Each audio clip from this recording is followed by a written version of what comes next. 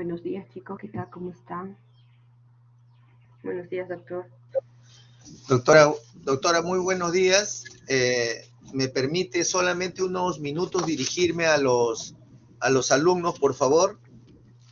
Sí, claro, doctor. Ya.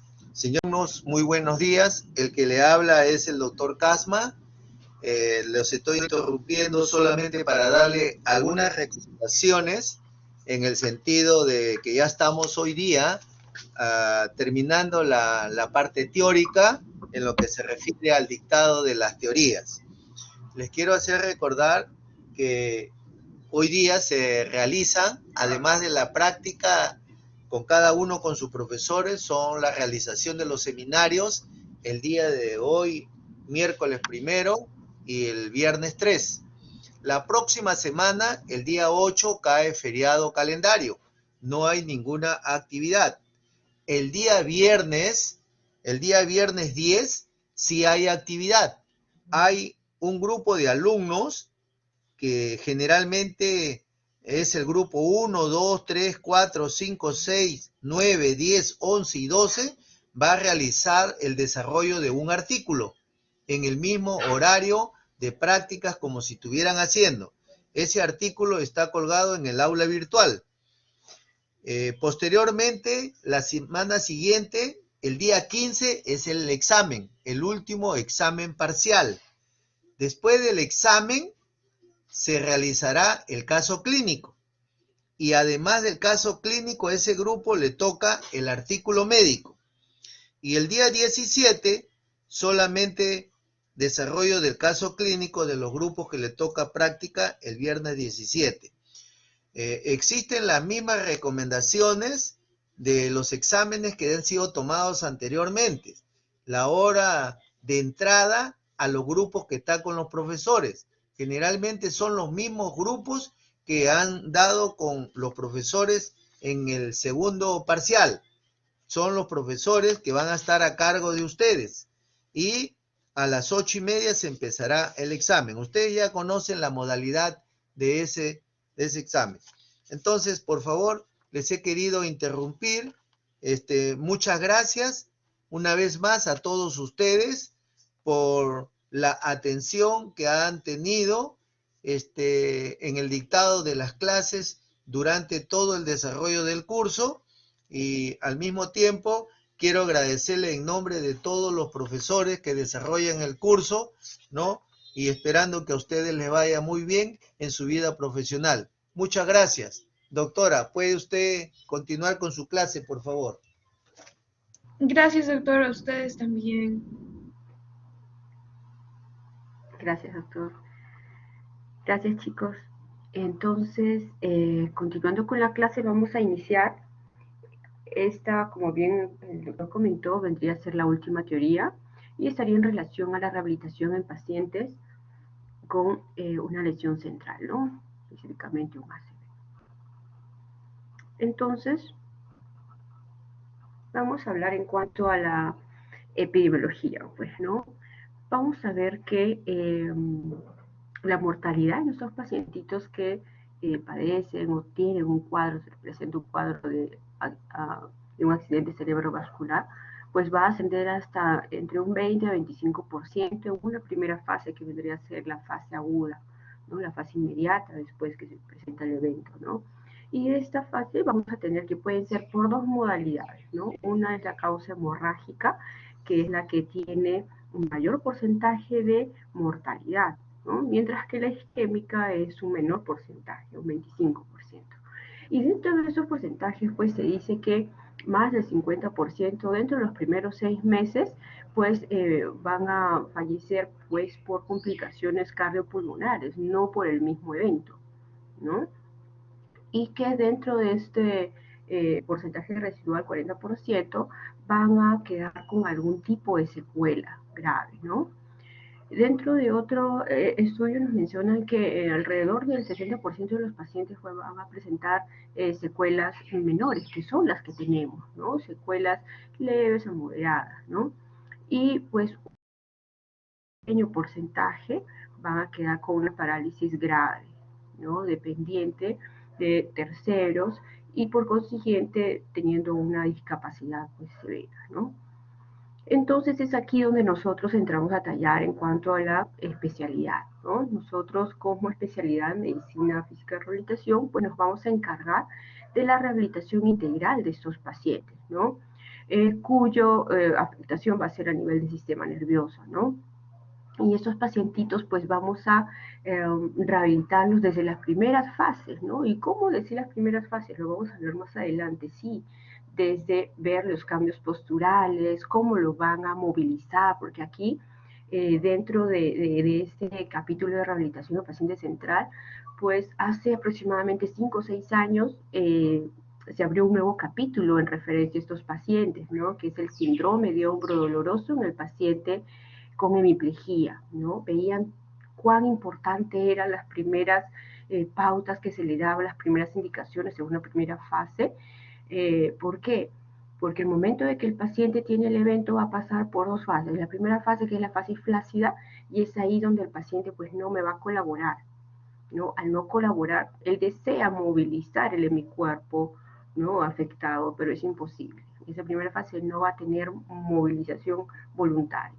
Es por eso que el momento que lo traccionan, lo jalan, lo sientan, es ahí donde ellos sufren luxaciones, ¿no? En el hombro, sufren desgarros, ¿no? Que estas se hacen crónicas, pues y el paciente cuando ya pasa a la fase pues su agudo crónica, ahí entra pues el tema del síndrome de hombro doloroso en estos pacientitos, pues que en una primera fase no lo sienten, ¿no? Pero luego sí.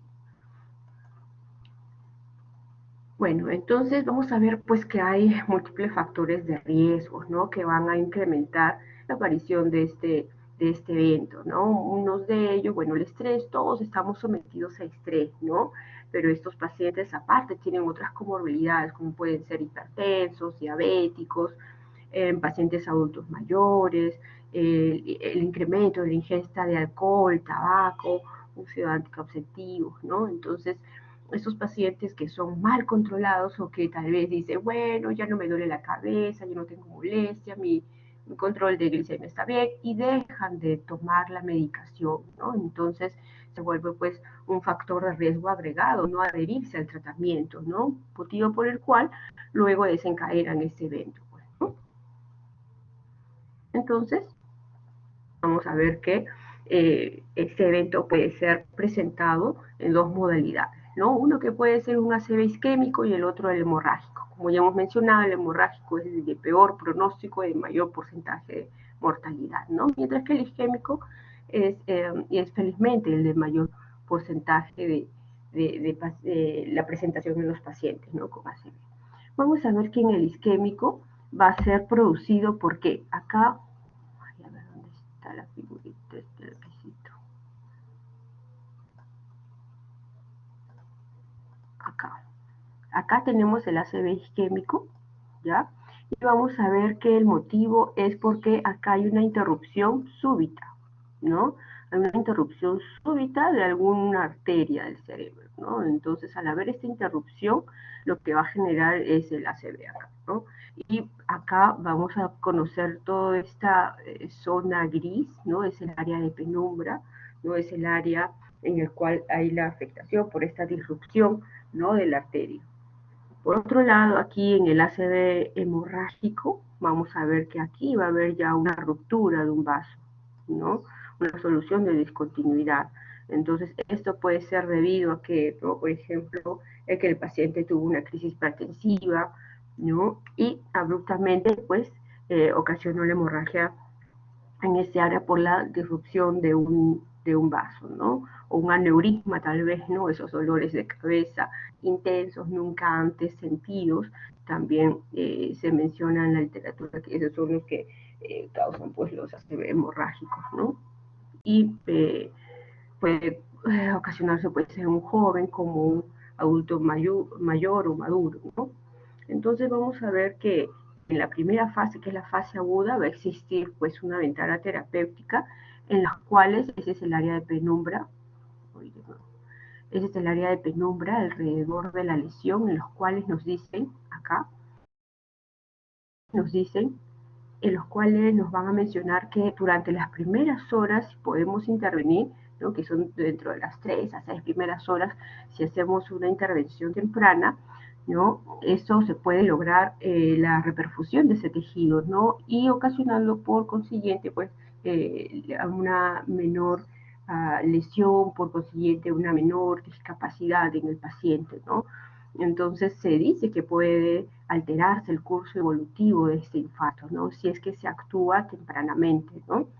Vamos a ver que en una fase subaguda, ¿no? Puede existir una mejoría a medio o largo plazo, ¿no? Entonces, ¿por qué? Porque va a existir, menciona, una reorganización cerebral, ¿no? Que esta puede ser, pues, modulada a través de las herramientas que vamos a brindarle al paciente, que es las técnicas terapéuticas en terapia física, ocupacional y lenguaje, ¿no? Y esto es a través de la teoría de la plasticidad neuronal, ¿no? Entonces, como vamos a ver aquí, pues, ¿no? Acá tenemos, uy, tenemos el lapicito. Entonces, tenemos que en el ACV isquémico, en la parte central, vamos a tener, acá en la parte central del infarto, vamos a ver que es una zona de isquemia, ¿no? Va a ser irreversible, ¿no? Y va a causar, pues, un daño estructural inmediatamente sucedido el evento, ¿no? Y en la periferia, ¿no? El evento isquémico, pues en la periferia es donde se va a denominar, pues, la zona de penumbra, que es donde, por esta teoría de la neuroplasticidad, ¿no? Se puede mejorar la evolución de esta patología, pues, ¿no? Por lo contrario, los pacientes con ACV hemorrágicos, pues este hematoma suele acompañarse, ¿no? De un incremento, pues, puede desencadenar, pues, el incremento del líquido cefalorraquídeo, ¿no? Y por consiguiente, darnos un cuadro de hidrocefalia, ¿no? Esos serían los peores casos, ¿no? Es por eso de que se dice que el ACV hemorrágico es el de peor pronóstico, ¿no? No tenemos, el paciente no va a tener la misma evolución en un paciente hemorrágico que un paciente con ACV isquémico, ¿no? Entonces, el paciente cuando llega a emergencia, ¿qué describe? O generalmente viene porque lo ha traído los bomberos, la policía, o porque alguien lo encontró, pues, en la casa, en el baño, ¿no? Y ellos describen que estaban haciendo sus actividades y que repentinamente sintieron un dolor como nunca antes lo habían sentido. Generalmente es en el ACV hemorrágico, narran este dolor repentino, ¿no? Y es ahí donde pierden el estado de conciencia y caen, pues, ¿no? Y luego pues ya lo llevan a emergencia y al despertar pues ya tienen algunos dificultad para hablar, ¿no? Quieren incorporarse, quieren sentarse y no pueden, no tienen el control, ¿no? Del hemicuerpo afectado. Recordemos que va a haber una lesión en un hemisferio y la sintomatología, ¿no? Va a ser en el lado contralateral de la lesión, ¿no? Entonces aquí el paciente pues va a tener dificultad motora, ¿no? No se va a poder sentar, menos se va a poder parar, ¿no? Va a tener probablemente dificultad para la visión, ¿no? Para hablar, ¿no?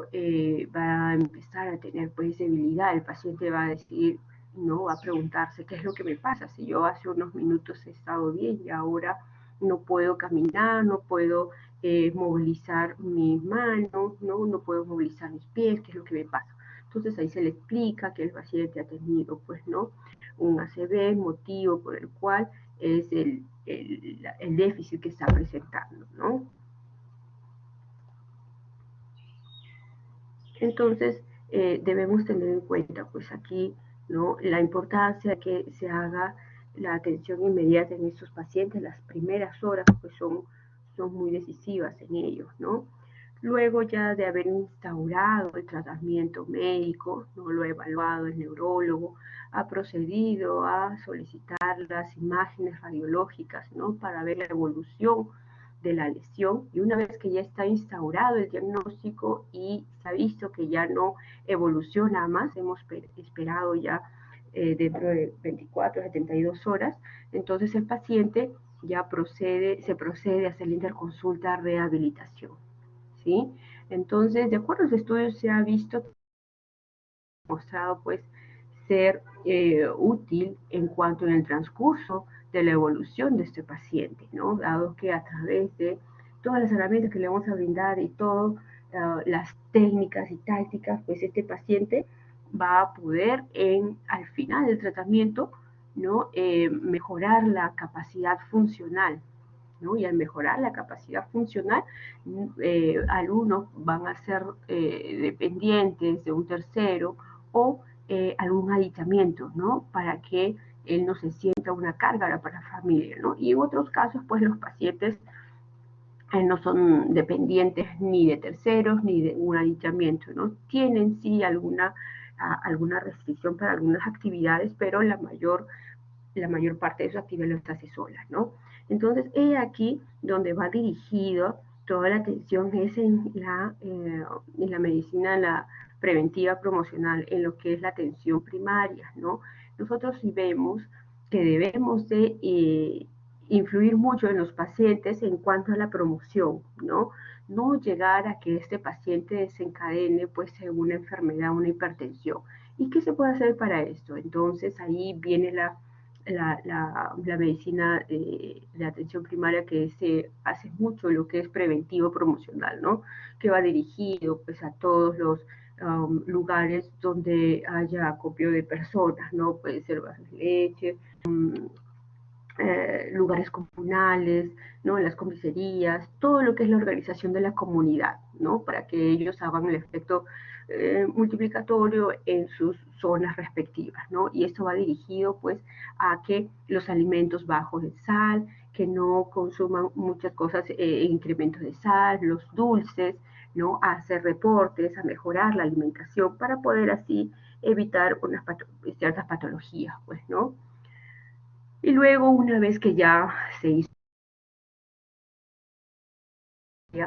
y ya no hay algún porcentaje que va a tener buenos resultados y va a haber otros que no, ¿no? Entonces ahí ya viene pues la prevención secundaria, ¿no? Ya vimos que el paciente hizo pues no una hipertensión, tal vez porque haya tenido antecedentes de familias, ¿no? Como recordemos, por ejemplo, la raza morena, sin tener ingesta, incremento de sal, cuidarse bien la dieta, puede ser que ellos por la raza no hagan hipertensión arterial, ¿no? Entonces aquí con el paciente, con los pacientes diabéticos también, ¿no? De ramas, de familias que son diabéticos, estos pacientitos van a tener las glicemias altas y entonces ya va a ser una prevención secundaria que se diera con el tratamiento. Un minutito.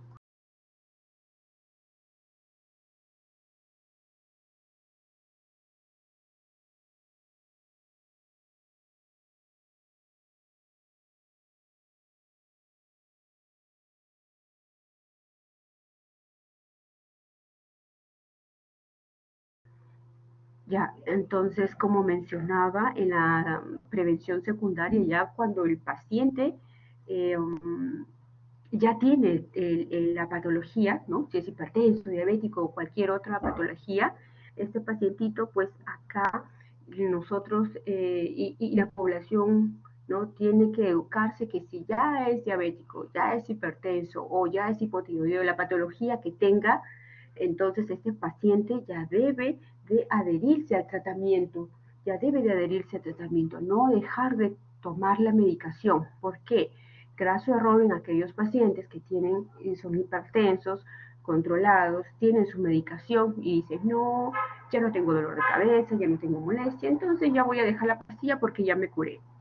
En ese evento, en ese lapso que el paciente dejó de administrar su tratamiento, es ahí donde el paciente pues presentan esos eventos, ¿no? Y hay pacientes pues que lo presentan no solo una, sino 2 a 3 veces, ¿no? Paciente obeso, diabético, hipertenso. Entonces se le hace pues, ¿no? El estudio de conciencia, se le deriva también a psicología, porque el paciente tiene que adherirse al tratamiento, porque si no, él es el que mella su calidad de vida, ¿no? Y al final, pues ya cuando pasamos la prevención primaria, secundaria, se hace el diagnóstico, el tratamiento y se termina con la rehabilitación, se le habilita al paciente y se le reinserta a la sociedad. Entonces, ¿cuál es la importancia de la rehabilitación? ¿No? ¿Cuál es el rol del médico en los pacientes con este tipo de lesión? Al inicio va a ser valorar pues las lesiones y el déficit funcional que va a tener este paciente, ¿no?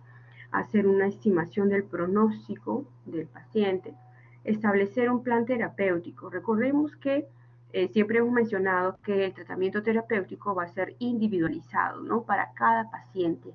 Por más que tengamos 10 pacientes con la misma patología, el tratamiento va a ser diferente, ¿no? Entonces, de acuerdo al American Heart Association Stroke Outcome, vamos a ver que se va a tener, estos pacientitos van a haber afectación en diferentes áreas, ¿no? En las áreas motoras, en la área sensitiva, en el área de la comunicación, en el área visual, cognitiva, emocional. Entonces puede haber una mezcla de deficiencias que va a tener el paciente, ¿no?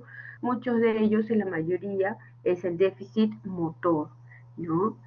Más del 90% va a tener un déficit motor y sensitivo, ¿no? Algunos van a tener sí problemas para la comunicación o alguna fascia que puedan presentar, ¿no? También es aquí la importancia del tratamiento multidisciplinario, porque aquí también entra el psicólogo a tallar, ¿no? La habilidad que va a presentar el paciente después del evento producido, ¿no? Entonces, luego vamos a ver que vamos a tener que hacer usos, escalas de valoración, ¿no? ¿Para qué? Para que nos diga cuál va a ser nuestro objetivo con ese paciente de acuerdo a las escalas que vamos a utilizar para evaluar, ¿no? Ya sea para ver la función motora, la parte sensitiva, ¿no? Para ver si cuán afectado está para que realice sus actividades de la vida diaria, ¿no? Entonces, de acuerdo a esas escalas, nos va a proporcionar esta información y de acuerdo a eso va a ir dirigido mi tratamiento. Entonces, tenemos para el déficit neurológico, ¿no? Tenemos la escala del National Institute of Health Stroke, ¿no? Las de Canadian Neurological Scale, ¿no? La propia escala para la valoración de las actividades de la vida diaria, ¿no? Tenemos otras escalas para evaluar lo que es el déficit motor, ¿no? Que es el Medical Research Council, ¿no? Que aquí esta escala va a ser una de las más usadas, ¿no? Dentro de estos pacientes, que va a ser para evaluar la fuerza muscular. Otras escalas para, por ejemplo, evaluar ya eh, por complejos o por partes, ¿no? Por ejemplo, ¿no? La de miembro superior va a ser la de Frecci, ¿no? La del tronco va a ser el test de control de tronco. Para la marcha vamos a tener la escala funcional, ¿no? Para evaluar marcha, ¿no? Para evaluar espasticidad tenemos la escala de Ashworth, que es la que usamos más, y la clasificación de Sanjoli, ¿no?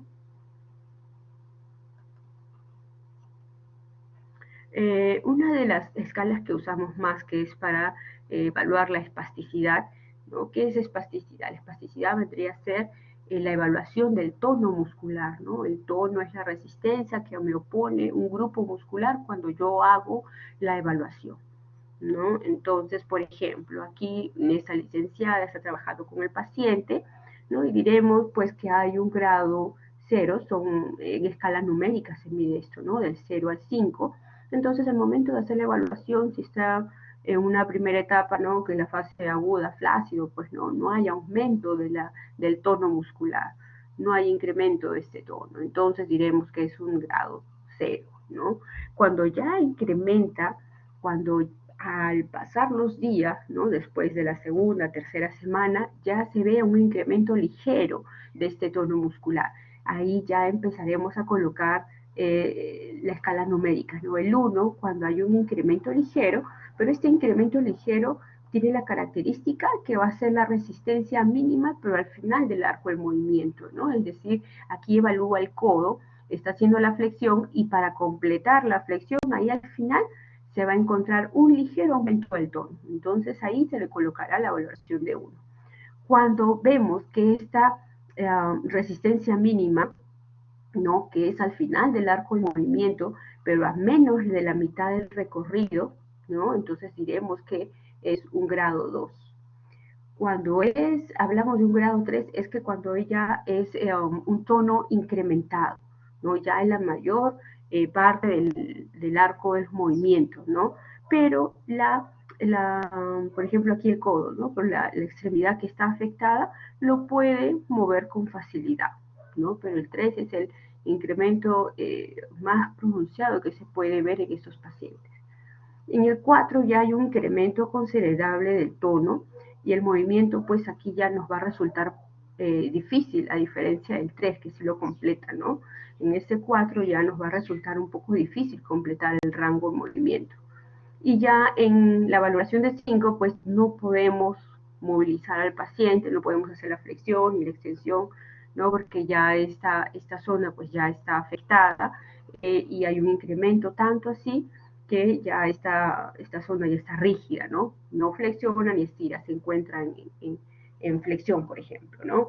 Entonces ahí se tiene que trabajar con mucho cuidado con estos pacientes porque hay algunos que tratan de movilizarlo y eso se puede lograr, pero progresivamente, pero en una primera etapa no se completa porque si no el paciente tiene riesgo a fractura, ¿no?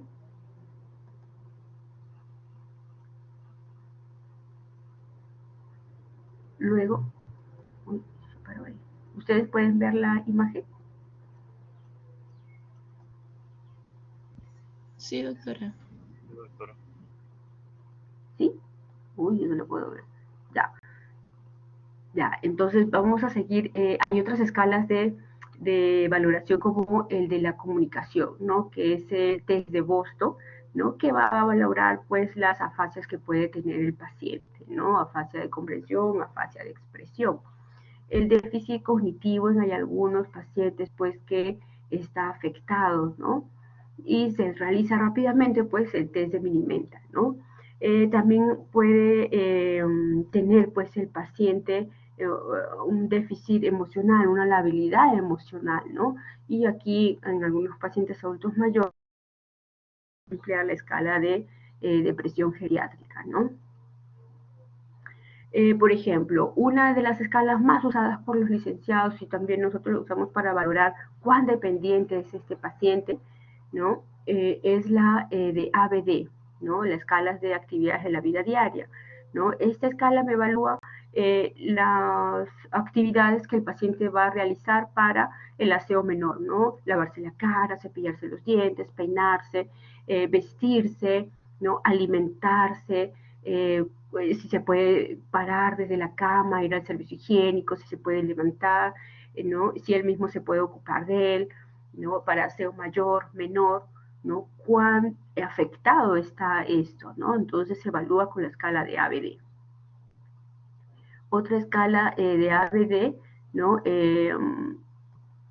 Evalúan pues que este pacientito, de acuerdo a la escala que utilizamos, recuerdan la de Frenchy, esta escala nos va a decir si el paciente puede realizar actividades o no puede realizar actividades, ¿no? Y si es necesario brindarle un aditamiento al paciente para que pueda completar su actividad, ¿no? Es aquí que hacemos el uso de los ortéticos, de los aditamientos, para que el paciente pueda lograr su independencia para hacer sus actividades de ABD, ¿no? Entonces, una vez que ya se ha valorado, vamos a hacer también uso del modelo del biopsicosocial, ¿no? Y que es de la CIF.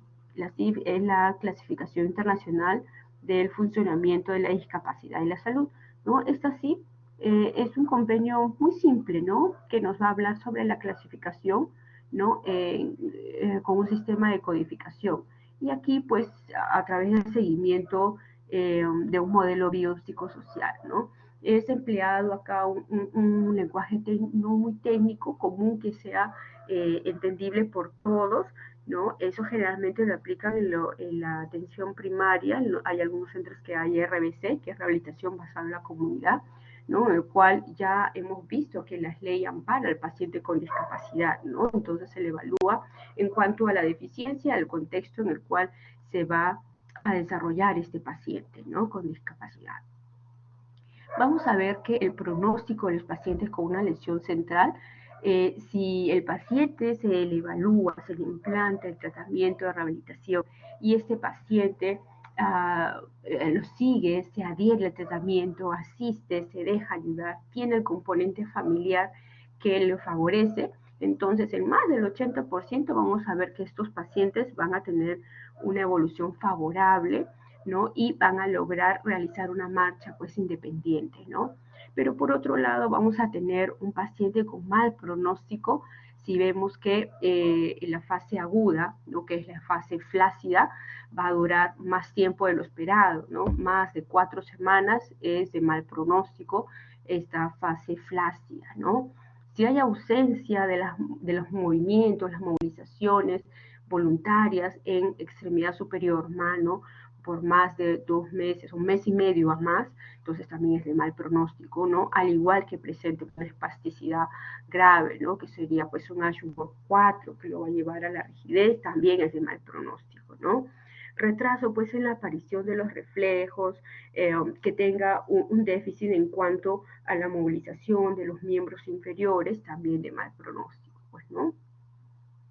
Entonces vamos a ver que el paciente con esta afectación, si tiene una buena capacidad de propiocepción, ¿no? Y, o está alterada esa capacidad de propioceptiva y la parte de la sensibilidad táctil, algunos de ellos pues nos van a presentar dificultad de la marcha, ¿no? Porque el momento de que realiza la marcha, recordemos que para realizar esto tenemos que hacer apoyo, pues, ¿no? El talón, la planta del pie, la flexión de los dedos, hacer los pasos de la marcha, el balanceo, ¿no? Entonces va a haber una alteración de este patrón de marcha cuando hay afectación, pues, en la parte propioceptiva y la parte sensorial, ¿no? Entonces, como ya dijimos, ¿no? El inicio del tratamiento, una vez que el evento se ha instaurado, cuando ya no hay cambios de imágenes, ¿no? Las imágenes que se hayan tomado de control, cuando no haya ya cambios de imágenes, ya podemos nosotros entrar ahí a entablar, ¿no? Entonces, acá el pronóstico, pues, ¿de qué va a depender? Del tiempo, ¿no? El tiempo es por la aparición de la mejoría, ¿no? En cuanto a la gravedad del cuadro, ¿no? Recordemos que este paciente, pues, va a ser de mal pronóstico, es un paciente de edad avanzada y con comorbilidades, ¿no? Si el paciente, pues, no se dio el tratamiento, si no tiene el apoyo de la familia, ¿no? Entonces, no nos va a favorecer para brindarle las herramientas. Bueno, le brindamos herramientas, pero no las va a poder aprovechar si es que no tiene el apoyo de la familia o si es un paciente que tiene alguna otra comorbilidad, ¿no? Como una demencia, por ejemplo, no nos va a colaborar, ¿no? En cuanto a cumplir las metas que se han trazado para este paciente, ¿no? Otro es que puede mejorar, ¿no? En cuanto, por ejemplo, si el área del lenguaje está afectada, ¿no? Vamos a ver que es un factor negativo, ¿no? Si el paciente, pues, no, el área que está afectada no va a lograrme evolucionar como nos hemos planteado el tratamiento, ¿no? Hay algunos pacientes que eh, después de las 72 horas son muy pocos, ¿no? Los que han presentado esto, presentan múltiples microinfartos, ¿no? Generalmente eso lo hemos visto en pacientes operados por un aneurisma roto, ¿no? Con ellos debemos de tener mucho cuidado, ¿no? En ellos esperamos un poquito más para hacer la actividad física, porque algunos de ellos ha desencadenado, pues, la ruptura o micros pequeños infartos, ¿no? Que en ellos, pues con uno primer grande, el déficit es muy lamentable, pues, ¿no? La afectación en ellos, no solo la parte motora, sino también el área del lenguaje, la parte sensorial, ¿no? Esos pacientitos son los de peor pronóstico y los de una evolución larga, pues, ¿no? La mayoría de ellos, pues, quedan con una discapacidad moderada, grave, ¿no? El siguiente, pues, cuando el paciente, pues, tiene un deterioro cognitivo, pues también no nos va a colaborar y no tiene un buen pronóstico, pues, ¿no? Entonces vamos a ver en el retraso de la mejoría, ¿no? ¿Por qué puede ser? Pues, ¿no? Uno, por la ausencia en los primeros días, ¿no? Y al final del tercer mes en cuanto a el tono muscular, ¿no? Paciente que mantiene más de 4 a 6 semanas un tono flácido también no es un buen pronóstico, pues, ¿no? Y la edad también y el grado de dependencia antes de ocurrir el evento, ¿no? Si antes de ocurrir el evento este paciente era dependiente, pues después de este evento no vamos a lograr la independencia, ¿no? Ya la discapacidad va a ser mayor en estos tipos de pacientes. Nuestro objetivo, ¿no? Una vez que ya pasamos al paciente, trabajamos con el licenciado de terapia física, ¿no? Va a desarrollar pues el tratamiento que se le ha planteado y se ha instaurado, y para ello pues tenemos que tener ciertos objetivos que cumplir con el paciente y metas, ¿no? En cuanto al tiempo. Entonces, como habíamos comentado, ¿no? En los ACV estables, ¿no? Si la clínica ya permanece pues sin cambios más de 24 horas, ¿no? Entonces, o más de 72 en aquellos que son por lesión vertebrovascular, entonces se puede ya iniciar el tratamiento. Y en los ACV pues establecidos o permanentes se considera pues a las 3 semanas, ¿no? Por los cambios que puede haber. No está indicado pues iniciar tratamiento en los que están, en las lesiones que están en evolución o progresivas, ¿no? En ellos no, especialmente lo físico, no. Solo pautas para las movilizaciones y cambios posturales, que en ellos es muy importante, ¿no? Entonces vamos a ver que en este periodo agudo va a comprender pues los cambios, ¿no es cierto? El signo acá determinante, pues en esos pacientitos en esa primera fase va a ser el tono, un tono flácido.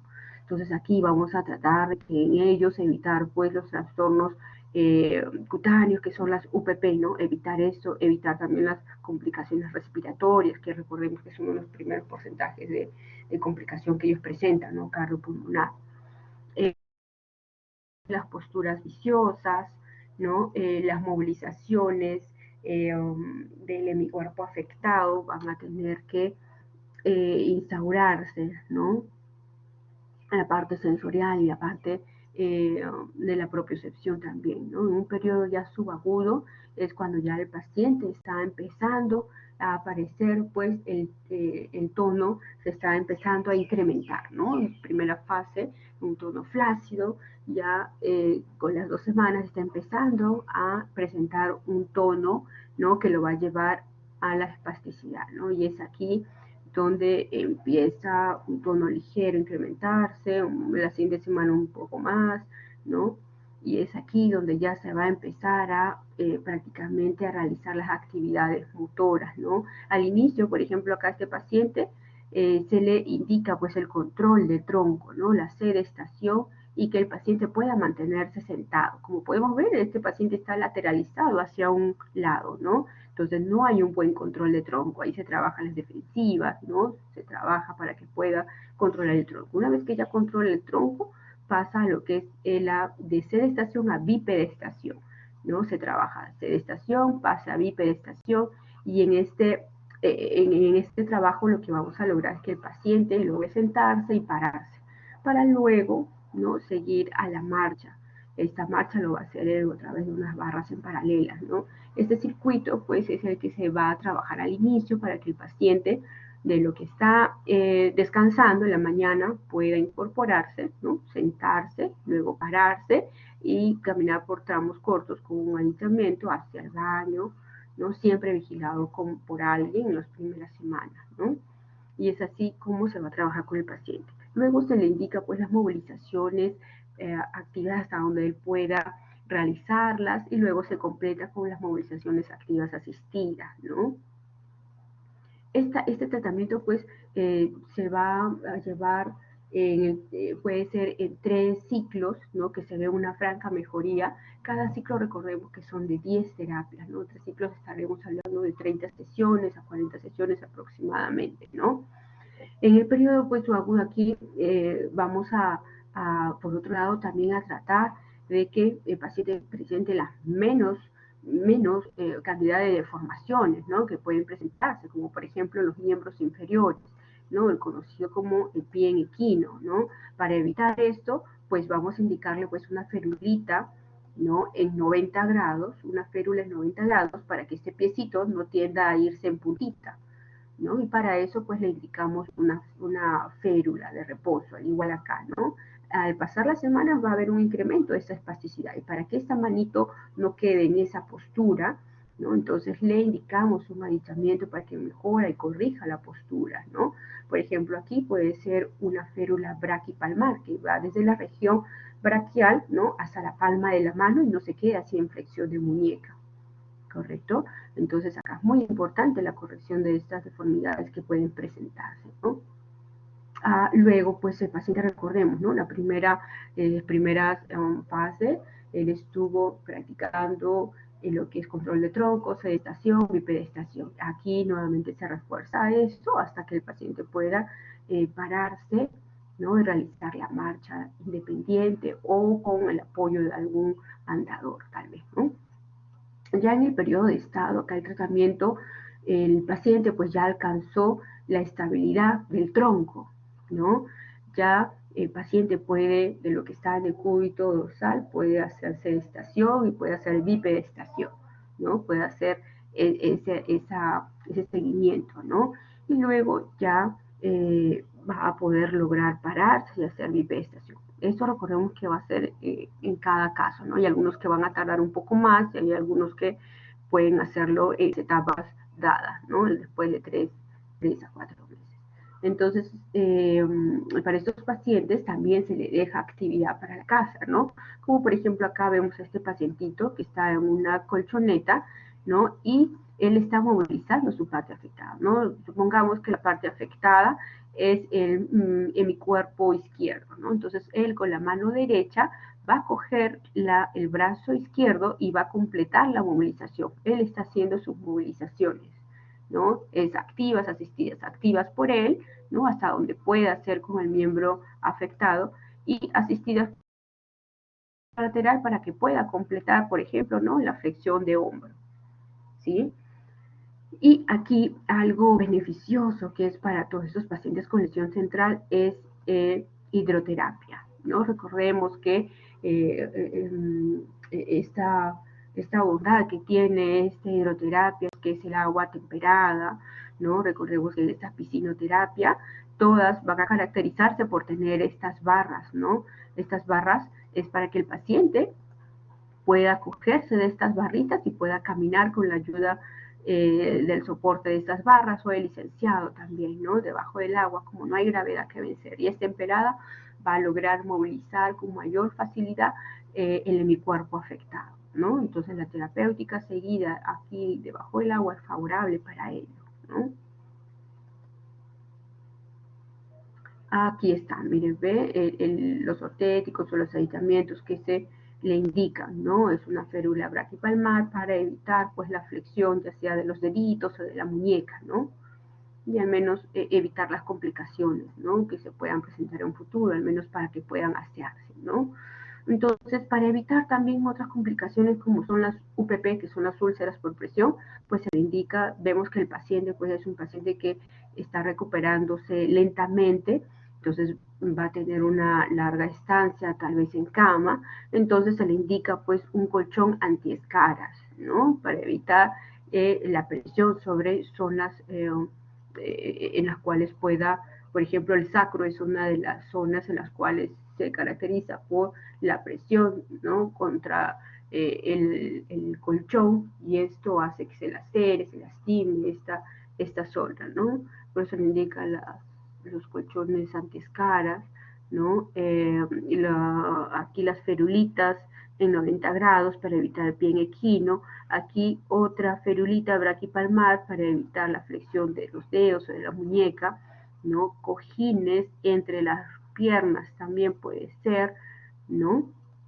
Debajo del hombro, recordemos que también se le coloca una almohada pequeña para que el hombro no esté en rotación, ¿no? Entonces, para prevenir, pues, ¿no? Ciertas complicaciones, se recomiendan los cambios posturales cada 2 horas, ¿no? El colchón, ¿no? Que debe tener, por ejemplo, una abducción de 45 grados, ¿no? De supinación alternada de lo que es los miembros inferiores, el hombro, ¿no? Si el paciente cursa pues con algún trastorno cognitivo, evaluación por el área correspondiente, y si cursa con una depresión de igual manera, ¿no? Tiene que ser tratada concomitantemente porque estos son factores que pueden agravar el pronóstico del paciente, ¿no? Y lo menos que queremos es que un paciente quede con discapacidad no solo motora, sino también de alguna otra área, ¿no? Entonces aquí vemos, ¿ve? Cómo el paciente está cuidando aquí el hombro, ¿no? Las posturas de cúbitos laterales, ¿no? Entre las piernas en una almohadita, ¿no? Y este es el colchón antiescaras, ¿no? Para evitar las UTPs. Las complicaciones, una de las más temidas, que es la neumonía, ¿no? La neumonía, esto agrava el cuadro y prolonga la estancia hospitalaria de estos pacientes, ¿no? Hay otros pacientes que por mantener esa espasticidad incrementada, como un H4 o 5, cuando los que llegan pues realizan una postura las cuales van a ocasionar pues una escoliosis estructurada, ¿no? La motilidad en ellos va a estar disminuida, por lo cual van a hacer una obstrucción intestinal, algunos de ellos, ¿no? Otros pueden complicarse pues queriendo ya avanzar rápido, ellos ya quieren levantarse, pararse, caminar, pues en el transcurso de ese tiempo el paciente, cuando no está vigilado, en un ratito el paciente se para y quiere caminar, ¿no? Se paran y se caen, pues, ¿no? Esto también entorpece mucho el tratamiento porque se caen y algunos se fracturan, entonces hay que esperar que la fractura consolide o mejore de esto para continuar con el tratamiento, pues, ¿no? Otros problemas también que pueden ocurrir, pues son problemas para ingerir los alimentos, ¿no? Que, como son las disfagias, ¿no? Aparece un regular porcentaje de los pacientes, pues, ¿no? Y esto, pues, nos va a llevar al temor de que esos pacientes se puedan aspirar y, por consiguiente, hagan una neumonía, ¿no? Entonces, en estas primeras semanas, pues, se va a que haga una alimentación que sea lo más blanda, ¿no? Líquidas tal vez, pero siempre tiene que ser al cuidado de alguien que lo esté asistiendo, pues, ¿no?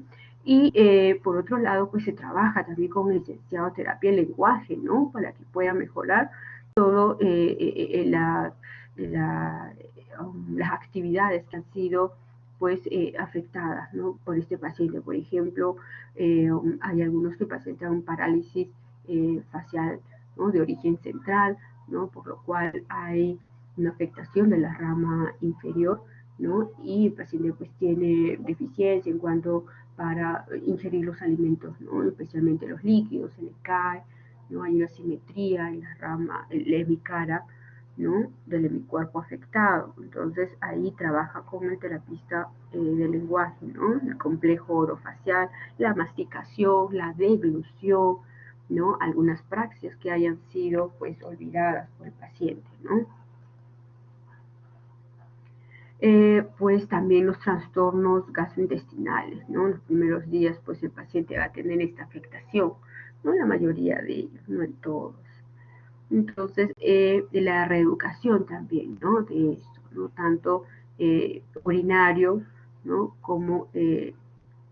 Urinario como la incontinencia fecal también, ¿no? Por eso es que se le indica pues el uso de pañal durante los primeros días de esta fase aguda, ¿no? Entonces, este paciente pues es fundamental, ¿no? Y de mayor esfuerzo para este paciente la recuperación de la parte motora, ¿no? Para luego seguir pues con la parte de la fuerza, ¿no? Primero es la parte motora. Y es donde se tiene que trabajar, pues, ¿no? De acuerdo a la capacidad de cada paciente, ¿no? El área motora, la parte sensitiva, ¿no? La parte propioceptiva y la parte cognitiva, si es que esa área ha sido afectada, ¿no? Entonces vamos a tener diferentes tipos de técnicas para trabajar, ¿no? Una de las técnicas de ellos es de BOVAD, ¿no? La técnica de BOVAD o del neurodesarrollo. Aquí pues se trabaja, ¿no? En contra del tono muscular. Esta técnica sirve más que todo en los pacientes que tienen una espasticidad, ¿no? Bien pronunciada, incrementada, ¿no? Los niñitos con PCI, ¿no? Con parálisis cerebral infantil espástica, se trabaja mucho la técnica de BOVA, ¿no? Y los pacientes con lesión central ¿cómo se llama? Espásticos también, ¿no? que trabajan con, realizando pues, ¿no? las técnicas de la facilitación de las reacciones de enderezamiento, ¿no? a través de este tono muscular incrementado. El otro es el método de Kabat, ¿no? o de facilitación neuromuscular propioceptiva acá. Y aquí intenta pues mantener un movimiento pues voluntario, ¿no? a través de ciertos estímulos que se le brinda al paciente, ¿no? Y el método de Perfetti, ¿no? el ejercicio terapéutico cognoscitivo, este no solo se basa en la neuromotricidad, sino también agarra todo lo que es la psicomotricidad, ¿no? para realizar una adecuada movilización en cuanto a la parte motora. Método de Brunstone, ¿no? Acá no va a trabajar como por ejemplo el modelo de Boga que trabaja en los pacientes espásticos. Acá el método de Brunstone trabaja las movilizaciones disociando movilizaciones de miembro superior, miembro inferior y mano, ¿no? Acá el método de Bogta se va a caracterizar porque trabaja a través del reflejo del arrastre, ¿no? Los bebés como cuando empiezan a gatear, ¿no? Ellos trabajan a través del tono muscular, pero el método es a través de los reflejos del arrastre, ¿no? De los distintos segmentos superior e inferior, ¿no?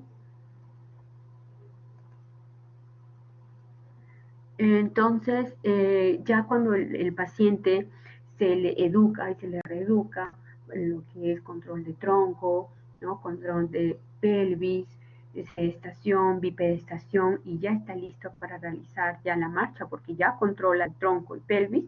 Entonces aquí tenemos estas marchas en paralelas, ¿no? Estas barras son las barras en paralelas donde se está cogiendo la paciente. Esto de acá son las barras en paralelas, ¿no? Acá el paciente es donde va a aprender nuevamente a cómo caminar, ¿no? Se le educa nuevamente un patrón de marcha, ¿sí? Entonces puede ser con algunas técnicas, pues la férula, ¿no? El tobillo-pie se le va a indicar, ¿no? con un calzado adecuado para que el paciente al momento de realizar la marcha no coloque la puntita del pie o no esté su pie deformado, sino al menos en un ángulo de 90 y pueda realizar una marcha lo más, um, lo más cercano a lo que es normal, ¿no? Entonces aquí, en cuanto pues a la espasticidad, este es un punto muy importante porque en el paciente la evolución de esta espasticidad va a depender de todos los pacientes. Hay algunos que se regulan con el tratamiento médico y hay otros que a pesar del tratamiento médico, a pesar de los ortéticos, pues no mejoran, ¿no? Entonces, cuando ya vemos un incremento de la espasticidad Ashworth 3, 4, se le tiene que indicar un ortético, ¿no? Aquí, por ejemplo, en esta manito iría una férula braquipalmar. Aquí, para evitar estos pies en equino, estos son los pies en equino, ¿no? Aquí ya está un Ashworth 5, ya está rígido. Esto encontramos en los pacientes que generalmente están abandonados, el familiar tal vez no tiene la posibilidad de que tenga un cuidador en casa y todos trabajan y lo dejan con alguien que también tiene que hacer actividades, no tienen tiempo para realizar la terapéutica, ¿no? Entonces, eso es lo que nosotros debemos de tratar de evitar, porque estas malformaciones, bueno, no malformaciones, este estado de rigidez, pues, no apareció de la nada, ¿no? Esto aparece en el tiempo, en el paciente que no ha sido adecuadamente cuidado, pues, ¿no? Aquí una férula, las férulas es para evitar esto, ¿no? Cuando vemos ya que el paciente tiene esta manito llegado a tal espasticidad, otro tratamiento que le podemos indicar para que mejore este tono, pues, ¿no? Es el tratamiento con la toxina botulínica de tipo A, ¿no? Este es un antiespástico, ¿no? Se le coloca en los puntos motores, ¿no? Para que pueda um, este músculo que está, pues, el tono que está incrementado, ¿no? Se colocan en los puntos motores, los puntos claves para que en esta zona, pues, se pueda relajar estos músculos y una vez que ya hizo el efecto la toxina de relajar esta zona muscular, pueda colocarse, pues, una férula, ¿no? Aquí colocándose en los flexores de los dedos, en el flexor y el sensor del primer dedo del pulgar, por ejemplo, va a soltar esa manito y me va a lograr aperturar, ¿no? Con el tratamiento de toxina botulínica, ¿no? Este efecto de la toxina dura aproximadamente 6 meses a un año. Entonces, mientras que esté este efecto, nosotros y el paciente tiene que aprovechar todo este tiempo para hacer la rehabilitación y pueda al menos aperturar la mano y pueda colocarse nuevamente la férula. ¿Por qué? Porque pasa el efecto de la toxina y nuevamente la espasticidad empieza a presentarse, ¿no? Entonces, eso debemos de evitar en estos pacientitos. Como ya habíamos comentado sobre la fascia, pues, ¿no? El terapista del lenguaje es quien va a ayudarnos aquí en cuanto a lo que es el área, todo el lenguaje de las afasias que pueda presentar el paciente, ¿no? La distarte también es un punto en el cual la mayoría de los pacientes también lo van a presentar, pues, ¿no? Que aquí va a haber un trastorno en cuanto a la articulación, ¿no? A veces el paciente habla y dice, no se le entiende cuando habla, no articula bien, ¿no? Entonces eso también lo va a trabajar el terapista del lenguaje, ¿no? Por eso es el grupo interdisciplinario, multidisciplinario, ¿no? Terapista físico, el lenguaje, el ocupacional, ¿no? El psicólogo también, pues, ¿no? Entonces, va a haber también otro punto, algunas alteraciones somestésicas, ¿no? Entonces aquí pues el paciente no va a reconocer el cuerpo que está afectado, ¿no? No siente, como en la primera fase aguda, él no siente, ¿no? Quiere mover, él estoy moviendo, pero no, no se puede evidenciar, ni él mismo evidencia que está moviendo el cuerpo afectado, ¿no? Entonces eso se trabaja también, ¿no? Para que él pueda integrar mi cuerpo, ¿no? Debido a la lesión, para que pueda integrarlo nuevamente en su cerebro, ¿no? Entonces se trabaja a través, pues, ¿no? De la técnica del espejo para que pueda, ¿no? Reconocer y integrar mi cuerpo afectado. Aquí en terapia ocupacional se va a trabajar lo que es ABD, ¿no? Aquí para lograr pues la máxima participación, ¿no? En cuanto a actividades lúdicas que me van a facilitar para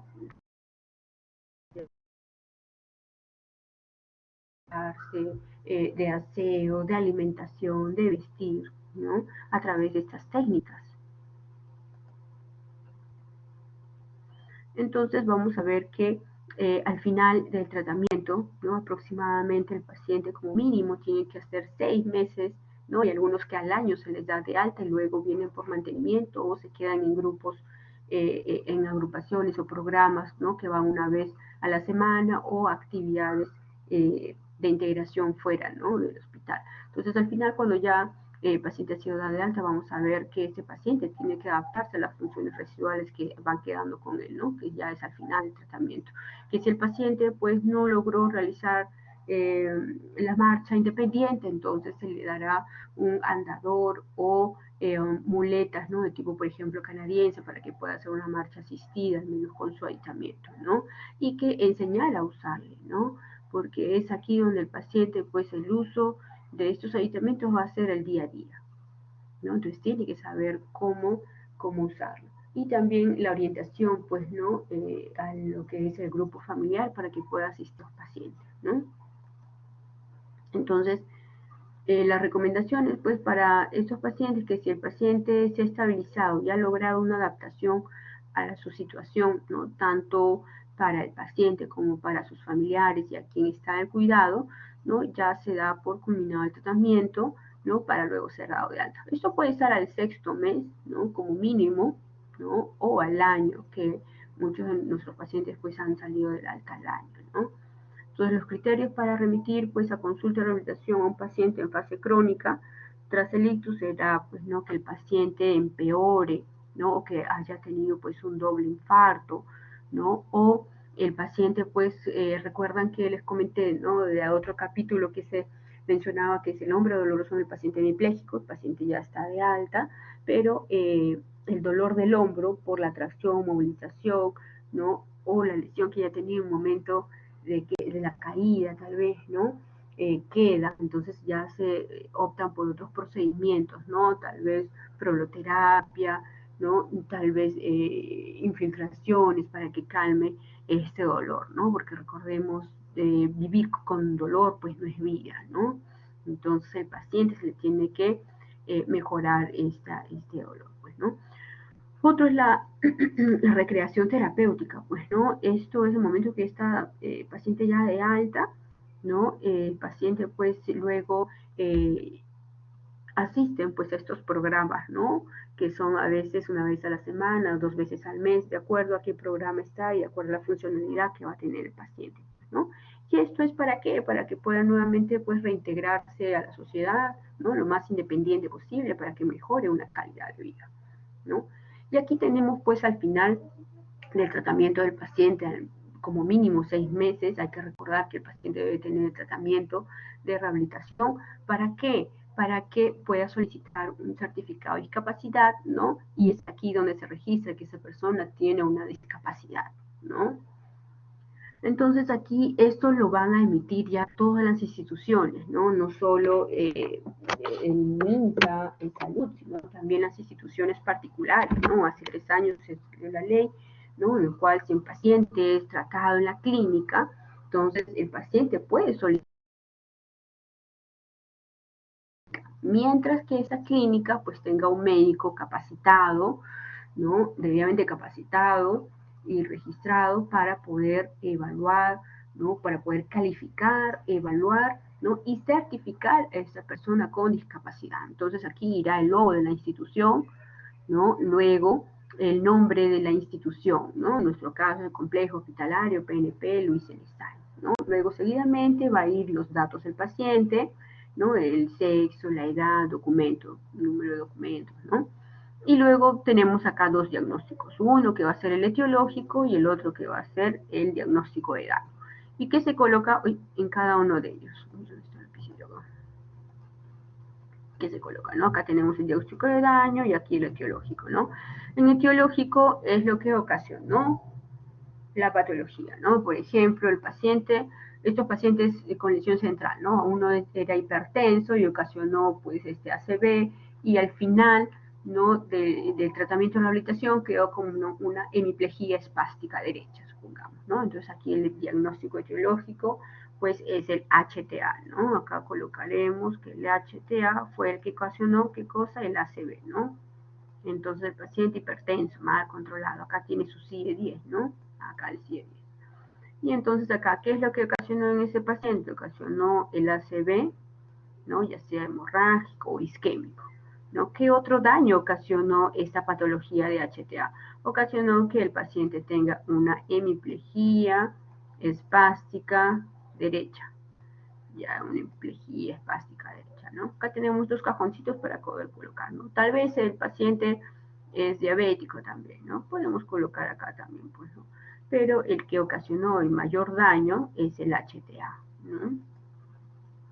Luego pasamos a la valoración de la severidad, donde vamos aquí a calificar la discapacidad, donde vamos a calificar la discapacidad y la gravedad, ¿no? La valoración de la severidad en cuanto a la discapacidad va a ser una escala numérica del 0, ¿no? al 6, donde nos dice que se va a evaluar, son 7 ítems, ¿no? Conducta, comunicación, cuidado personal, locomoción, disposición corporal, destreza y situación, ¿no? En cada uno de ellos vamos a colocar una valoración numérica, ¿no? Acá en estos cajoncitos, de acuerdo a cómo estoy evaluando a mi paciente, ¿no? Por ejemplo, un paciente que después de haber realizado todo el tratamiento de rehabilitación, mínimo 6 meses, ha sido dado de alta, entonces viene un familiar y solicita el certificado. Entonces primero yo lo evalúo, ya lo evalué, le hice la historia, luego lo califico. Aquí paso a hacer la calificación, ¿no? Esta es la parte de la calificación. Entonces, el paciente conducta, pues es un paciente que la parte de conducta que me evalúa, ¿no? Si él se reconoce como el yo, si tiene por ejemplo, alguna depresión, ¿no? O si el paciente, pues, tiene algún trastorno de personalidad, ¿no? Componentes del yo, de conducta. Yo le digo, no, el paciente está bien, ¿no? Te lo pondré acá un 0, ¿no? La comunicación, pues el paciente quedó con una disartria, ¿no? Pero puede comunicarse, ¿no? Puede comunicarse con dificultad, pero sí se le logra entender, se logra el entender. Entonces, ¿cuál de estos será? Dice el 0, la limitación. Entonces, realiza y mantiene la actividad con dificultad, pero sin ayuda. realiza, para un 2 sería realiza y mantiene la actividad solo con dispositivo o con ayuda. El 3 es requiere, además de la asistencia momentánea de otra persona. El 4 dice requiere, además de la asistencia de otra persona, la mayor parte del tiempo. Y el 5 dice actividad imposible de llevar a cabo sin el apoyo de una persona, la cual requiere además de un aditamiento para poder asistir al paciente. Y la 6 es que no lo puede realizar, ¿no? Entonces, este paciente que les digo que tiene una disartria, dificultad para articular, pero sí se le entiende, entonces acá le colocaremos cuál de todos será acá un 1, ¿no es cierto? Uy, acá el numerito, acá será un 1, ¿ya? Un 1, porque tiene dificultad, ¿no? Pero sí lo logra hacer. Para el cuidado personal, es decir, para el aseo, vestimenta, ¿no?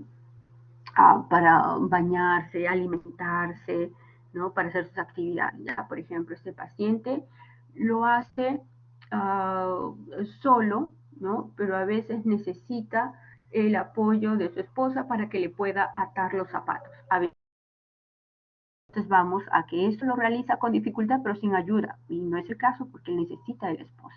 Entonces dice, aquí lo realiza solo con dispositivos o ayudas. Acá no usa ningún dispositivo, ¿no? Acá dice, requiere de la asistencia momentánea de otra persona. Entonces aquí es porque requiere la asistencia de la esposa algunas veces, ¿no? Para atarse los zapatos. A veces, si fuera todos los días, ya sería otro ítem, ¿no? Entonces aquí requiere la ayuda momentánea, entonces acá, porque no lo requiere para otras actividades, ¿no? Entonces en locomoción, acá el paciente pues camina con un bastón canadiense, ¿no? Entonces vamos a que aquí al número 2 que dice realiza y mantiene la actividad solo con dispositivos. Entonces para caminar le necesita su bastón canadiense. Entonces aquí le colocaremos un 2.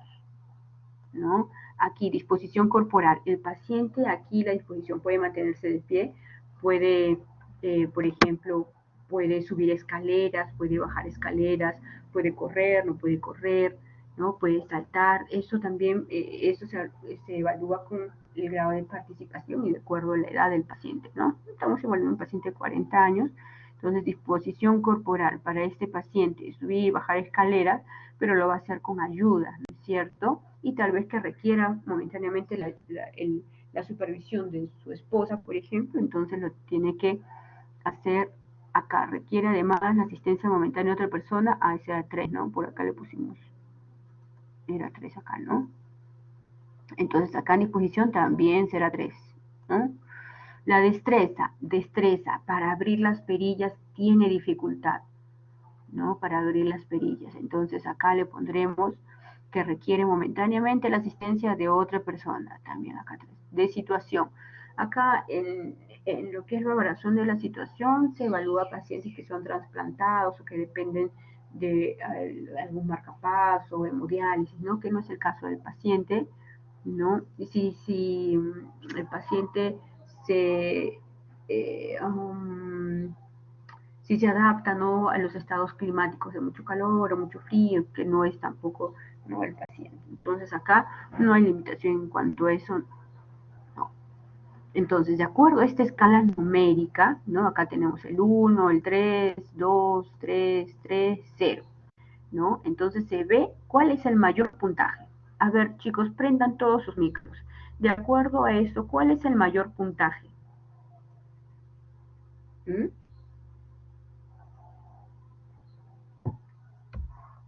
¿Están ahí? ¿Sería 3, doctora? Tres, doctora. ¿3? ¿Todos de acuerdo? ¿Sí? Sí. Ya, entonces 3, ¿verdad? Entonces tenemos acá 1, 3, 2, 3, 3, 0. Entonces el mayor puntaje es 3, ¿no es cierto? Vamos aquí a la gravedad y en lo cual nos dice 0, no hay discapacidad. 1, la discapacidad es leve. Si es un número 2 o 3 acá, en la anterior, entonces será una moderada. Y si es de la puntuación del 4 al 6, será una discapacidad severa. Entonces, dicho esto, ¿cuál será la gravedad del paciente con respecto a la discapacidad? ¿Cuál será? ¿Leve, moderada o severa? Micro. Moderada. Moderado. ¿Mm? ¿Todos de acuerdo? Entonces, aquí el valor fue de 3, ¿no? Entonces, acá diremos que este paciente tiene una discapacidad moderada, ¿correcto? Siempre vamos a ver aquí en la discapacidad cuál es el mayor valor. Si aquí fuera un 4, por ejemplo, no es un 3, es un 4, entonces vamos a 4 y ya sería una severa, ¿no? Si todo es 1, 1, 1, 1, 1, sería una leve. Si todo es 0, sería que el paciente no tiene discapacidad, ¿correcto? Ya, listo. Entonces ya hallamos que es una discapacidad moderada, ¿no es cierto? Entonces aquí luego sigue a ver la evaluación de que el paciente requiere algún producto o aditamento para realizar sus actividades. Si requiere, entonces le vamos a poner un 1 y si no requiere, un 0, ¿no? Si el paciente requiere hacer y mantiene, requiere terapia o un tratamiento básico, como por ejemplo el hipertenso, este paciente necesita de su medicamento, ¿no? Para la hipertensión, si no le puede dar otro. Entonces, si necesita, le colocamos aquí el número 1, ¿no? Si no necesita, le colocamos un 0. Aquí le colocamos un 1, ¿no? ¿Necesita para caminar y transportarse algún aditamento? Sí, necesita. ¿Necesita para comunicarse algún aditamento? No necesita para comunicarse, ¿no? Para asearse, vestirse, ¿necesita algún aditamento para hacer eso? No necesita este paciente, ¿no? Si fuera el otro caso, necesita pues un aditamento para coger el mango de la cuchara, si necesita, entonces le colocaríamos el 1, pero si no, le colocamos un 0. Entonces esta persona depende, el paciente depende de otra persona, si depende le ponemos un 1, si no depende, de un 0. Requiere de algún otro producto, por ejemplo, ¿no? Paciente operado de un bypass, un marcapaso, requiere su marcapaso, le colocamos un 1. Si el paciente no requiere de algún aislamiento, otra cosa, un 0. ¿Sí? Y aquí, acá hay este ítem que es el porcentaje de restricción de la participación. Aquí algunos le colocan diferido, ¿no? Y hay otros que se hacen con los baremos, ¿no? Hay unos baremos que es para evaluar la restricción de la participación. Siempre va a ser esto en favor del paciente. Hay uno que es de participación y otro que es de aprendizaje, ¿no? Siempre es para un paciente con retraso mental, ¿no? Lo evaluaré con la escala de aprendizaje. Si es un paciente con lesión central, que hay mayor afectación motor, lo valoraré con la de participación, ¿no? Y aquí va a haber un porcentaje, ¿no? En los cuales dicen que cuando sobrepasa el 33 o llega al 33.3% y es un paciente con extrema pobreza, reciben una bonificación de Contigo Perú, ¿no? Paciente con extrema pobreza, ¿no? Y un mayor porcentaje, el 33.3%, pues recibe una bonificación, ¿no? Y aquí pues vamos a colocar algunas restricciones que nosotros creamos conveniente, ¿no? Nosotros aquí colocamos que este certificado será válido para inscripción al CONADIS, no válido para trámites judiciales o de interdicción, ¿no? Porque hay algunos que no quieren por mejorar o bueno, o para que conste que es una persona con discapacidad, sino quieren para trámites de interdicción, para trámites de juicio, ¿no? Y ese no es el fin del certificado, ¿no? O tal vez vamos a colocar aquí paciente, pues no, este no es el primer evento, sino es el tercer evento de un ACV, ¿no? Entonces colocamos primer evento en tal año, segundo evento tal año, tercer evento tal año, ¿no? Si queremos colocar el paciente fue operado de tal cosa, ¿no? Es aquí donde colocamos en las observaciones estas anotaciones, pues, ¿no? Y luego, una vez que ya hemos evaluado, colocamos aquí, pues donde dice ese documento tiene vigencia de colocamos el tiempo de vigencia, ¿no? Puede ser de 5 años, pero eso se van a expresar en meses, 60 meses, ¿no? De 2 años, 24 meses. Generalmente colocamos 1 año o 2 años en los pequeños, ¿no? Porque los niños tienen tendencia a mejorar favorablemente su pronóstico, ¿no? Ellos a medida que van creciendo y con las herramientas que se le va dando, el tratamiento que va siguiendo, puede mejorar su grado de discapacidad, ¿no? Se coloca la fecha, ¿no? La huella del paciente que ha sido evaluado y aquí siguen, pues, ¿no? El sello del paciente, del médico que evalúa al paciente el jefe del departamento y el director de la institución, ¿no? Una vez que ya ha sido firmado, sellado, se procede a dar el certificado de discapacidad, ¿no? Se dice, ¿no? Ya esto cambió desde el 2014, me parece, 11, 14, 11. Cambió, antes era un solo color, ¿no? Discapacidad leve, moderada, severa, era un único carnet de color azul. Ahora ya se ha cambiado por color amarillo y color celeste, ¿no? Donde se dice que los pacientes con discapacidad leve y moderada tienen este carnet celeste, ¿sí? Y los pacientes con discapacidad severa, ¿dónde está el otro? Y los pacientes con discapacidad severa tienen el carnet amarillo, ¿sí? Entonces, hay algunos pacientes que acuden, ¿no? Solicitando el certificado de discapacidad para que le den el color amarillo, el carnet, ¿no? ¿Y por qué quieren el amarillo? Porque ambos, todos los pacientes con discapacidad tienen beneficios, ¿no? En cuanto, por ejemplo, no pagan impuesto, que si quieren traer algún producto o algún medicamento del extranjero, están libres de impuesto de aduanaje, y en cuanto a sus hogares, si ellos no pagan también, están liberados de los impuestos prediales, ¿no? Tienen un porcentaje en cuanto si van a postular algún trabajo, no hay un porcentaje ya que está designado para las personas con discapacidad. Igual si van a estudiar también en universidad, institutos, tienen un porcentaje también, ¿no? En favor de estas personas, ¿no? Pero el carnet amarillo tiene el plus, que no va a pagar pasaje. Es por eso cuando ellos van a solicitar, dice, por favor, deme el carnet amarillo, cuando realmente no lo ameritan, ¿no? Carnet amarillo es para una persona con una discapacidad severa, ¿sí? Y esto, pues, luego, una vez que se le ha dado el certificado de discapacidad, se le dice que se vaya al CONADIS, ¿no? Para que se registre, ¿no? Y luego le emitan una resolución, ¿no? Con su diagnóstico, las discapacidades que tiene, y luego le dan su carnet, ¿no? De acuerdo a la discapacidad, ¿no? Si es leve, moderada, celeste, y si es la severa, la amarilla. ¿Sí, chicos? Entonces, chicos, eso sería todo por el día de hoy. Muchas gracias. Si tuvieran alguna duda o consulta, algo.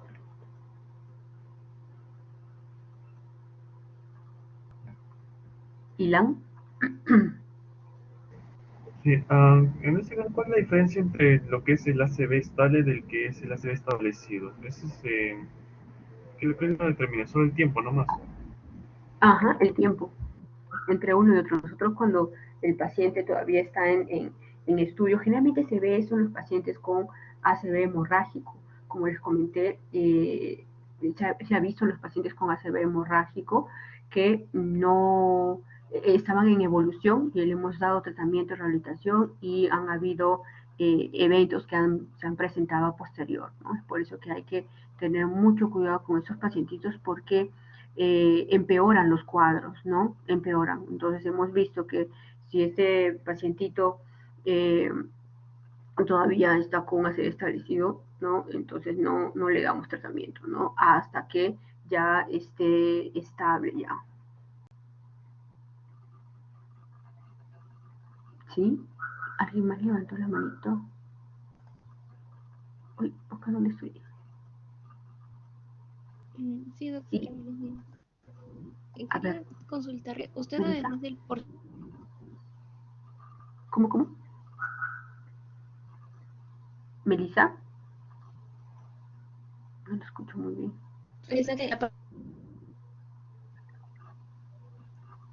¿Soy yo? Ahora sí, doctora. Ya, ahora sí. Ahora no. Ya. Sí, sino que le preguntaba porque cuando mencionó lo de la valoración de la severidad, dijo que además del porcentaje de participación había otro tipo de porcentaje que se utilizaba en algunos pacientes, a diferencia del de participación que era en lesión central. No sabía, Ya, quería sí. saber si podría repetir eso, por favor. Allá, acá, para la valoración, aquí, el porcentaje de la restricción de la participación, tenemos uno que es aprendizaje, ¿no? Y otro que es de la participación, ¿no? La participación generalmente evalúa todo lo que es la parte motora, ¿no? Tiene ítems, ¿no? Por ejemplo, si el paciente logra vestirse, si cocina, si se desplaza solo, si va a comprar, si puede hacer su cama, ¿no? Si sale, por ejemplo, a la misa, si vota, ¿no? Si manejaba un auto y ahora no lo maneja, o sea, actividades, ¿no? ¿Cuánta participación tiene el paciente en la sociedad? Eso se evalúa en cuanto a la restricción, ¿no? Y tenemos bien es de participación o bien es de aprendizaje. En aprendizaje se utiliza esto cuando tenemos un diagnóstico de retraso mental, ¿no? Porque aquí me evalúa si el paciente lee, si escribe, si suma, si multiplica, si hace cálculos mentales, ¿no? Más que todo para el aprendizaje. Entonces ahí en el paciente con RM, grave, moderado, no me va a sumar, no me va a copiar, no va a leer. Entonces ya aquí el paciente pues tiene una discapacidad cognitiva, ¿no? Entonces aquí ya es severo. Un paciente, por ejemplo, hemos tenido, sí hay, ¿no? Pacientes, por ejemplo, de 40 años que recién sacan su certificado de discapacidad, tiene un RM profundo. Habla, ¿no? No asistió al colegio, no colaboraba, ¿no? En casa le estuvieron adiestrando, dándole, ¿no? Soporte, pero no por el CI, ¿no? Que tiene bajo, no lograba captar, pues, ¿no? Lograba este aprendizaje. Entonces ahí se valora en esos pacientes aprendizaje, porque favorece al paciente. Porque si yo le evalúo como restricción de la participación, el paciente me va a caminar, va a subir, va a bajar escaleras, va a salir acompañado de alguien, ¿no? Pero puede darme hasta un 5. Sigue siendo severo, pero el mayor porcentaje aquí me va a ser para lo que es aprendizaje, ¿no? Va probablemente a superar más del 33%, ¿no? Que a diferencia de la participación. Siempre tenemos que darle a donde el paciente se valore la mayor restricción en cuanto a su participación en la sociedad. No sé si te contesté. ¿Dónde Sí, está? doctora, gracias. Sí.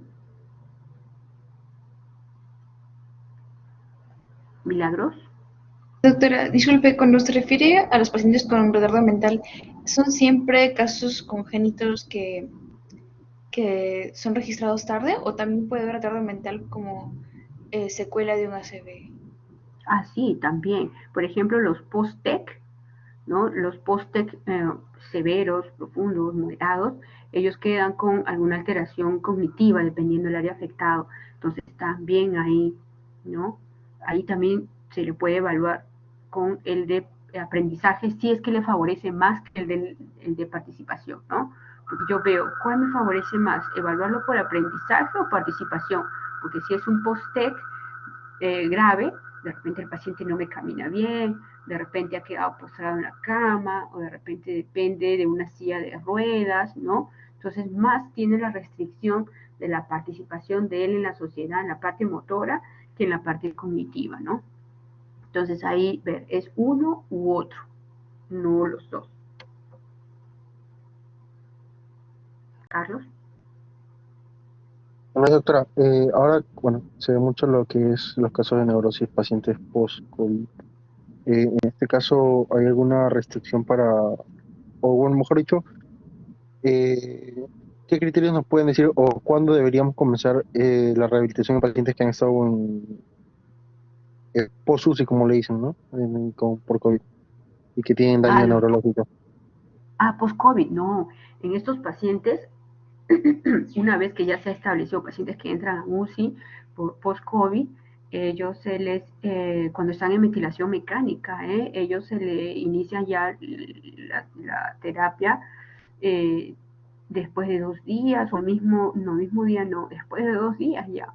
Lo que son los cambios posturales, en ellos van a, dependiendo cuánto tiempo o cuánto sea la estancia hospitalaria de ellos, ¿no? Nos van a llamar, sí, y después el paciente, recordemos que estos pacientes post-UCI empiezan ya a destetarlos progresivamente y es ahí donde nos llama para la terapia respiratoria, ¿no? La terapia física con las movilizaciones pasivas para mantener los rangos articulares, ¿no? Tienen que hacer las movilizaciones para evitar las UPP, ¿no? Entonces en ellos sí es inmediato el tratamiento de rehabilitación, ¿no? No solo es para que se pare y camine, no, sino los pacientes en UCI, post-COVID o no COVID, sí hay tratamiento de rehabilitación inmediato, ¿no?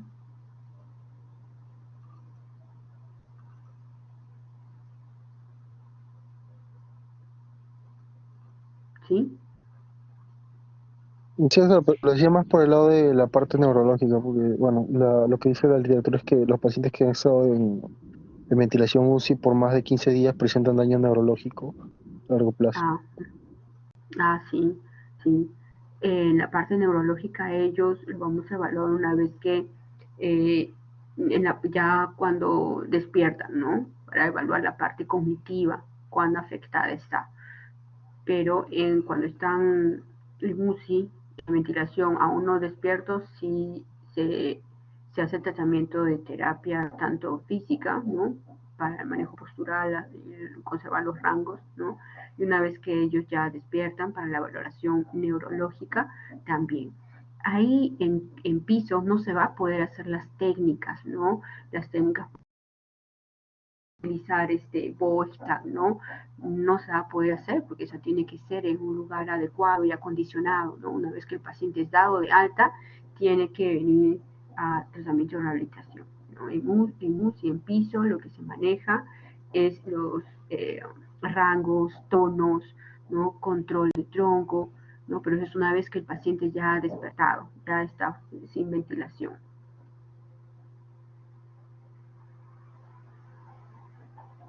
Está bien, doctora, gracias. ¿Sí? Sí, chicos. Si no hay otra pregunta, entonces nos estamos viendo.